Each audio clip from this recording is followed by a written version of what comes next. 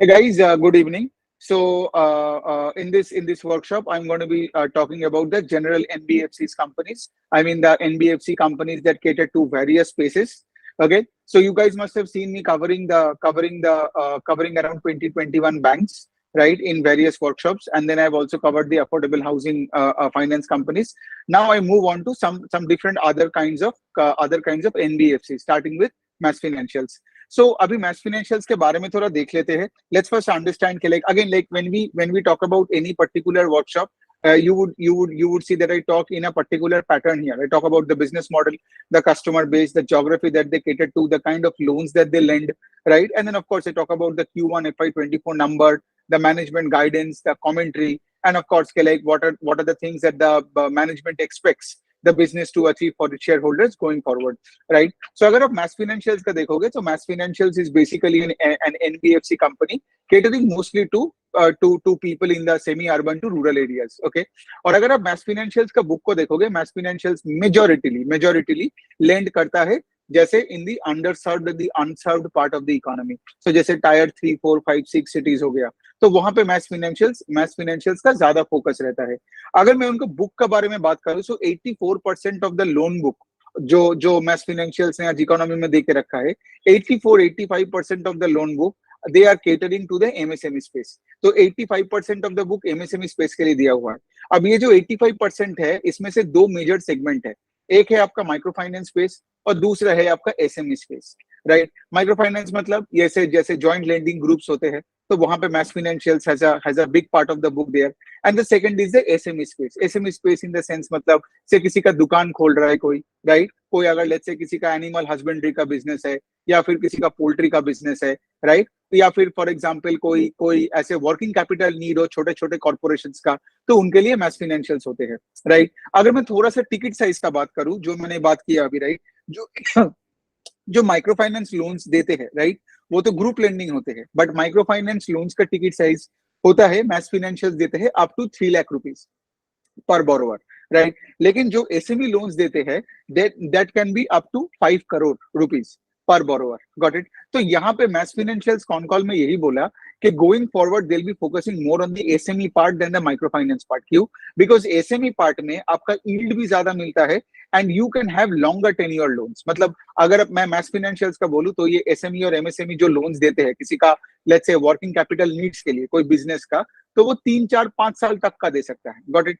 जबकि अगर आप माइक्रो फाइनेंस लोन किसी को दे रहे हो, तो आपको वो 2, 2.5, 3 साल में वो पैसा वापस चाहिए, राइट? तो इसीलिए अगर आप देखोगे 85% ऑफ द बुक है इन दोनों सेगमेंट में, माइक्रो फाइनेंस एंड एसएमई. लेकिन उसमें भी MAS financials is focusing more on the SME segment than the MFI segment going forward. तो ये हो गया एक वाला पॉइंट.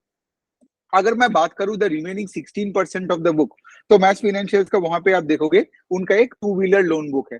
ठीक है, टू व्हीलर लोन बुक मतलब वही, मतलब एसएमई एमएसएमई कस्टमर्स है, मतलब टायर 3, 4, 5, 6 सिटीज के जो कस्टमर्स है, उनका जो टू व्हीलर का नीड्स होता है, वो मैस फाइनेंशियल्स करते हैं. And the last part of the book is personal loan. Personal loan जो इन्होंने रिसेंटली चालू किया है. Apart from this, Mass Financials is also getting aggressive on the commercial vehicle space as well. तो commercial vehicle, personal loan, two wheelers, ये सब कोई ये सब छोटे पार्ट ऑफ द बुक है. अराउंड 10-15% ऑफ द बुक ये पूरा है. But MAS is very very confident of growing this book at a fast pace going forward. तो अगर मैं मैस फाइनेंशियल्स का और कुछ बात करूं, तो थोड़ा Q1 FY24 नंबर्स का बात कर लेते हैं. तो उनका asset under management grew 26% on a YOY basis. But if you look at the profit after tax, right, the profit after tax grew only 23% on YOY basis.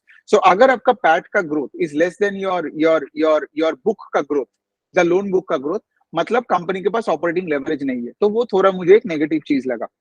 दूसरा चीज है, I would like to tell you कि management con call में ये बोला है, even you can open the PPT and also can see that the management says that they are fairly confident of growing the book at 20 to 25% CAGR for the next 3 to 4 years. मतलब max financial आपको घुमा के बता रहा है कि अगले 3 से 4 साल में वो अपना बुक को डबल कर देगा. Now, what is the current book size of Max Financials? Around 8,000 crore. And the management says that the book will touch 10,000 crore by before FY24 के end में. Got it? तो ये हो गया. ओके, अब दूसरा पॉइंट है कि like when I talk about let's say MAS financial का book and 85% of the book, like 85% of the book goes to microfinance and in the SME and MSME space, आपके दिमाग में इमीडिएटली आया होगा कि लाइक ये तो रिस्की लेंडिंग है, correct? But let me tell you one thing, over 75% of the book of mass financials is secured.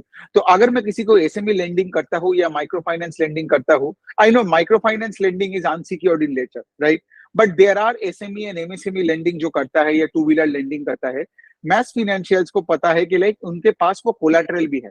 So what is the collateral? तो सोचो, अगर मैं एक बोरोवर हूँ और मैं मुझे एक नया किराने का दुकान खोलना है, तो मुझे किराने की दुकान खोलने के लिए मुझे जमीन चाहिए और फिर मुझे दुकान खोलना है, भाड़ा देना है, सब कुछ करनी है, राइट. तो मैस मुझे वो पैसा तो देगा, लेकिन उसके लिए मुझे कोलैटरल देना पड़ेगा. What is the collateral?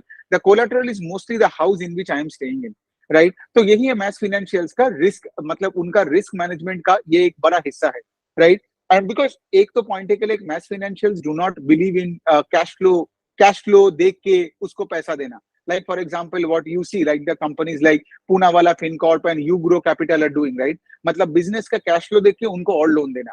Mess financials क्या करते हैं? उनको लोन देते हैं, लेकिन मेजोरिटी उनका जो कोलेटरल है वो उनका घर होता है, जहां पे जो बोरोवर है वहां पे वो खुद अपने फैमिली के साथ रहता है.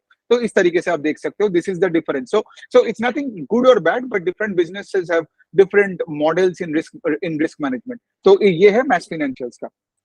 ओके, सो बेसिकली ये तो हो गया. अगर अब मैं बिजनेस का थोड़ा बहुत और बात करूं तो मैस फिनेंशियल्स का जो रिटर्न ऑन इक्विटी का नंबर है, दैट इज अराउंड 16%, राइट. और मुझे ये नंबर उतना खास अच्छा नहीं लगता है. I want MAS financials to grow this number over a period of time. और इसके लिए क्या करना पड़ेगा? कंपनी को ज्यादा लेवरेज लेना पड़ेगा, मतलब अपना डेट टू इक्विटी रेशियो को बढ़ाना पड़ेगा. उससे क्या होगा? And if you can use that debt, if you can use leverage more effectively as an NBFC, you can take the ROE number up. तो मैनेजमेंट से जब पूछा गया था, तो मैनेजमेंट से मोटा मोटी they are targeting to keep the ROE number between 15 to 18% going forward. Okay, so मतलब उतना अच्छा भी नहीं है, उतना बुरा भी नहीं है, ठीक है. सो 15 से 18% के बीच में कंपनी ये आरओई को मेंटेन करना चाहता है. And let me tell you one thing, MAS financials is a very very conservative lender. अगर आप देखोगे कोविड में इन्होंने एक्चुअल में अपना बुक को ग्रो करना ही बंद कर दिया था, right? If you look at the history of mass financials, they've always grown its book at 20-25% CAGR, except those 2 years in COVID, right? Because ये बहुत ही कंजर्वेटिव एक लेंडर है. लेकिन अभी आप जो देखोगे in the last 2-3 quarters में, I am observing that mass financial is back in its growth trajectory. Okay, तो ये बनता है बात. अगेन लाइक इनका एसेट क्वालिटी, जैसे मैंने बोला, कंजर्वेटिव लेंडर है, और जैसे 75-80% of the book is secured, right. And वो भी जो बोरोवर है उनका घर है, उनका कोलैटरल, राइट. सो इसके लिए क्या है? मैस फिनेंशियल्स का एसेट क्वालिटी इज प्रिस्टीन. तो अगर मैं उनका ग्रॉस एनपीए का नंबर बताऊं, मतलब अगर मैं उनके नेट एनपीए का नंबर बताऊं, that is only 1.4%. Last year में the number was 1.63%. So the NPA numbers improved on a quarter on quarter as well as on a YOY basis. तो एसेट क्वालिटी अच्छी है. दूसरा चीज है, अगर मैं इनका आरओए का नंबर बताऊं, तो management say that ROA number will be between anything between 2.7 and 3.25%. So overall things are fine for mass financials. Nothing much to complain about. The only thing is, like, as I tell you, like before I end this workshop, is like I want the ROE number to go up, right? Because as a shareholder, अगर आप mass financial का stock देखोगे ना, it's trading at 4 times the book. If you're trading at 4 times the book and the ROE number is 15% and you don't have operating leverage in your business, stock शायद उतना जल्दी नहीं ऊपर भागेगा. ये एक इशू है, right. But again having said that, मेरा काम इशू ये सब चीजों पे डिस्कशन करना नहीं है कि स्टॉक कहाँ जाएगा. My job is to tell you कि बिजनेस मॉडल क्या है, रिजल्ट्स कैसे हुआ, और मैनेजमेंट कौन कौन में क्या किया, और आगे का गाइडेंस क्या है. तो गाइडेंस में एक और पॉइंट में बता दूं, मैनेजमेंट को आगे कोई क्रेडिट रिस्क दिख नहीं रहा है इकोनॉमी में. So according to the management of MAS financials, things are fine. And going forward FY24 में जो उन्होंने बताया, राइट, कि 25% 26% से अपने यूएम को ग्रो करता रहेगा, वो चलता रहेगा. सो ऑन दैट नोट, आपको कोई अगर क्वेश्चंस हुआ तो आप ऑफ कोर्स मतलब मुझे कमेंट कर सकते हो आपका डाउट लेके, या आप मुझे मतलब कमेंट, तो मैं तो ये वीडियो डाल दूंगा ट्विटर एंड यूट्यूब दोनों जगह में, कहीं भी डालो, मैं आपको रेस्पॉन्ड कर दूंगा. Thank you.